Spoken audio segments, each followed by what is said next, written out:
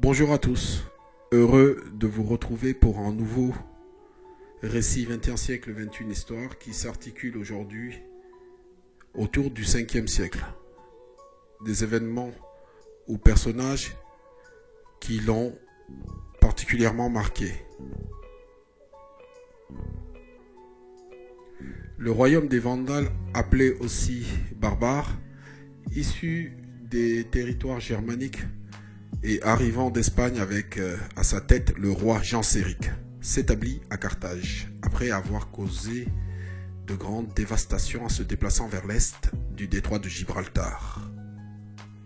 À travers le Maghreb, il règne sur une bonne partie de la Méditerranée nommée Byzacène, à partir des territoires de l'Afrique proconsulaire, le nord de l'Algérie, de la Tunisie et de la Libye d'aujourd'hui. Pendant ce temps, l'archipel indonésien assiste, lui, à l'apparition de plusieurs entités politiques.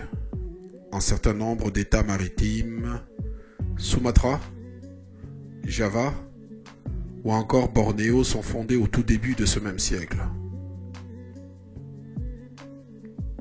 Au nord, le moine bouddhiste chinois Feixian entame un pèlerinage en Inde après avoir traversé la Grande Muraille et le désert de Gobi. Il décrira l'Inde comme jamais personne avant lui.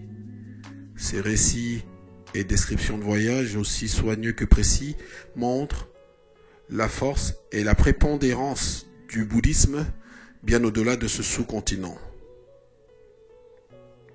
L'Occident, lui, expérimente les pénuries de métaux dues au manque de main-d'œuvre et à la réorganisation de l'économie agricole pour dynamiser les échanges. Sous l'effet des invasions barbares, en plus des catastrophes naturelles, ainsi que des épidémies intempestives de peste, la démographie de l'Empire romain perpétue depuis 200 ans sa lente mais résolue décroissance et court petit à petit vers l'effondrement de son système financier. Agonie de l'Empire correspondant à la période de guerriers dont celui du peuple des Huns, Attila, fléau de Dieu, dont on disait que là où il passait, l'herbe ne repoussait pas. J'ai hésité à en faire le personnage remarquable de ce 5e siècle, et à bien des égards, il s'y était fait remarquer. Né dans les plaines danubiennes vers 395, il est le roi des Huns, donc, qui créait pendant la première partie du siècle un État qui s'étend sur une grande partie de l'Asie et de l'Europe centrale, jusqu'à la Gaule. Pillage à la chaîne et massacre sans pitié de populations civiles arpenteront l'épopée Attila avant que sa mort en 453 provoque la chute de son empire. Le 24 août 410, le saccage de Rome, plus couramment le sac de Rome, durant lequel la cité est pillée durant 3 jours avant d'être brûlée par les Wisigoths, marque le relais entre la période historique de l'Antiquité et celle du Haut Moyen-Âge. 18 ans plus tard débute la colonisation de la Grande-Bretagne par les Anglo-Saxons. L'arrivée sur l'île de plusieurs peuples germaniques originaires du littoral de la mer du Nord, qui se déroule sur 3 siècles à partir du 5e. Ces peuples développent progressivement une identité culturelle commune. Un brassage ethnique s'opère dès lors, puisque des études génétiques ont démontré par la suite que les nouveaux arrivants germanophones, tout en contribuant de manière substantielle au pool génétique anglais actuel, n'ont pas remplacé la population britannique préexistante. Une théorie controversée étaye, elle, que ces nouveaux arrivants se sont imposés comme une élite sociale en pratiquant à outrance un très haut niveau d'endogamie, ce qui expliquerait leur succès reproductif. Quoi qu'il en soit, nous allons aujourd'hui examiner le cheminement de ce peuple qui a tout particulièrement marqué le 5e siècle avant de développer une civilisation brillante avec sa langue, son art et sa littérature florissante, puis de partir évangéliser l'Europe continentale et bien plus tard de coloniser l'Amérique du Nord en décimant au passage les autochtones.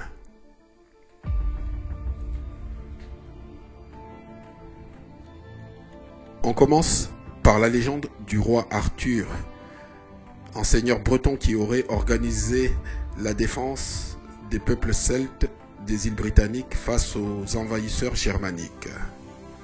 Figure folklorique cependant, issue de contes et reprenant des traditions orales, ou véritable roi ayant établi un empire rassemblant toute l'île de Bretagne, ce personnage continue à incarner l'Angleterre de cette époque. C'est en l'an 428 que les premiers raids anglo-saxons visent l'île en forme de triangle. Île qui jusqu'alors était peuplée par les Britons romains. Ils sont celtes, bons marins et montagnards. Les peuples germains auraient donc afflué sur ce territoire insulaire et grosso modo auraient massacré ou chassé ses habitants bretons. Ça, c'est une des hypothèses, cependant. Leur terre natale, le pourtour du littoral de la mer du Nord, bénéficie d'un climat doux et de mer plutôt calme jusque vers 250, lorsque là les courants marins sont devenus plus violents, le climat s'est fait plus froid et humide, ce qui a fini par rendre ces terres moins accueillantes.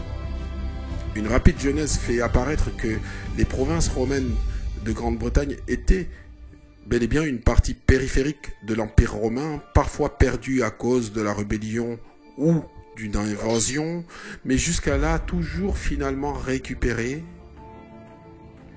Mais ce cycle de perte-récupération s'effondre brusquement.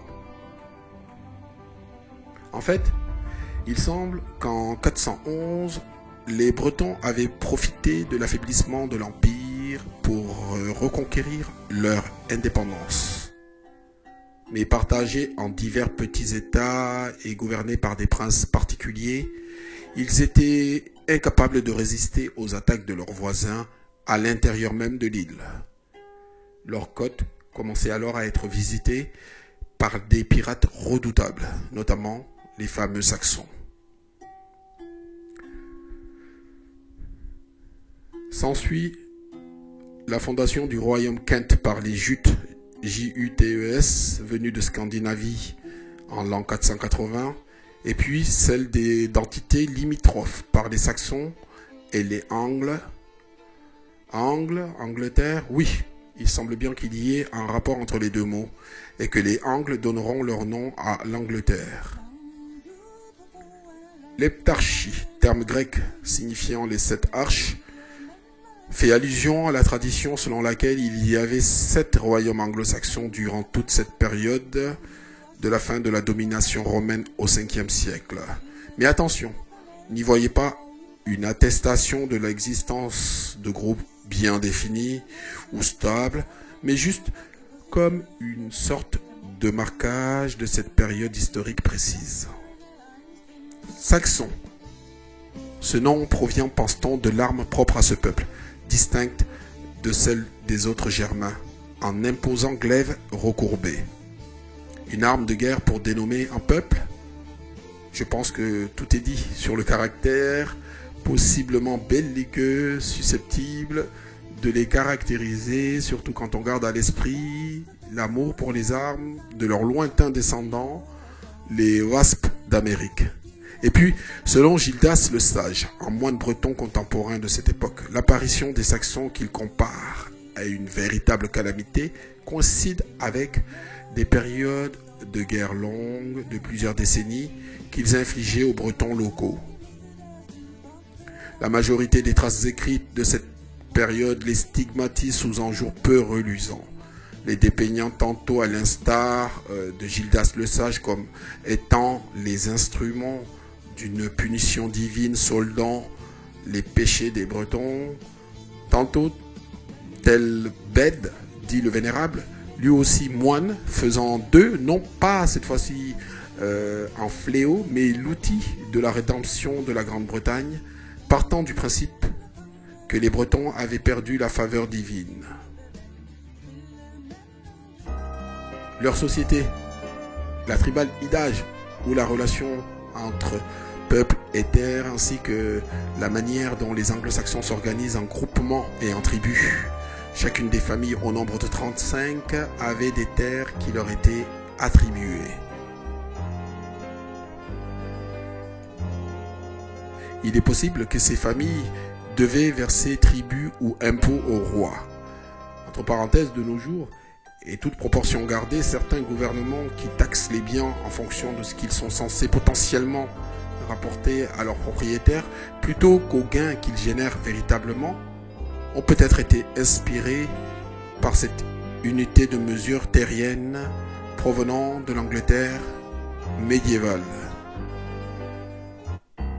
Leur société, légitimée par le droit anglo-saxon, fortement hiérarchisée, avec un roi au sommet et les esclaves au bas de l'échelle, la vie humaine équivalente à une somme d'argent, valeur qui dépend au rang social parmi les trois auxquels appartiennent les hommes libres.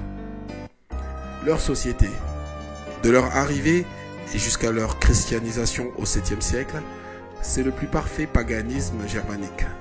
Polythéisme, culte de divinité, croyance en des êtres surnaturels, se conjugue à une pratique des sacrifices d'objets et d'animaux, sans oublier la magie et la sorcellerie, également très présents dans leur système de croyance, et enfin, la médiation ou soi-disant médiation entre humain et esprit, le chamanisme quoi.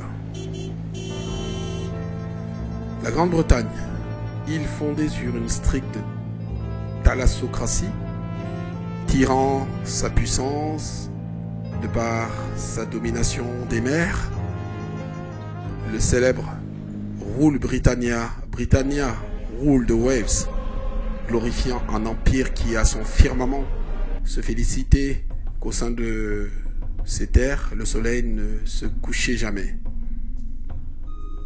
Le choix des anglo-saxons pour ce 5e siècle est surtout un clin d'œil, pas forcément consentant d'ailleurs, sur ce peuple qui, décennie après décennie, continue de jouer un rôle de premier plan dans le monde. Un système politique libéral et capitaliste qu'ils ont façonné. La monnaie mondiale, le dollar. La culture, notamment Hollywood, et puis ils sont 2 sur 5 au siège des membres permanents des Nations Unies, leur langue faisant elle office de langue planétaire. Il y aurait sans doute encore beaucoup à dire. Chers auditeurs, je vous remercie infiniment du temps accordé à cette modeste contribution historique. Cet audio est disponible sur Patreon, la plateforme Patreon, tandis que sa version vidéo avec des images ludiques de Cyberlink sera probablement et prochainement uploadé sur YouTube. À bientôt pour un siècle extraordinaire, le 6e.